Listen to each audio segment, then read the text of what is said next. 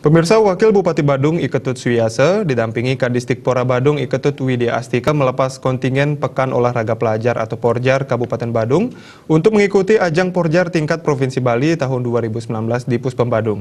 Dalam ajang Porjar kali ini, Wabub Suyase menargetkan atlet kontingen Badung mampu meraih juara umum.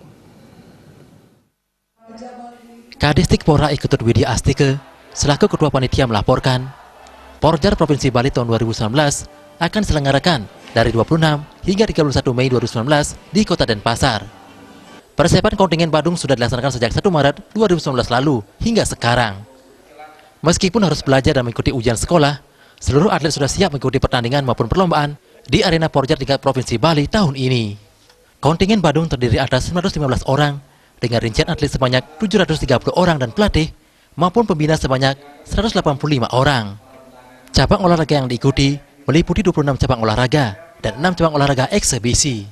Wabub Suyase mengatakan, Porjar ini diharapkan menjadi momentum untuk menunjukkan kepada masyarakat Badung bila atlet kontingen Badung ini adalah orang yang memiliki pribadi, komitmen, dan tanggung jawab yang kuat untuk bersama-sama memajukan dan mendedikasikan diri bagi pembangunan khususnya di bidang keolahragaan di Kabupaten Badung.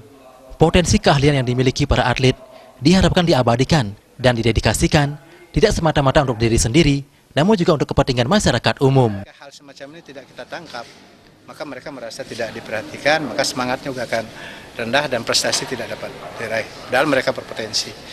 Inilah momentum kita laksanakan, ya mudah-mudahan prestasi anak-anak kita sekarang ini bisa meningkat dari sebelumnya.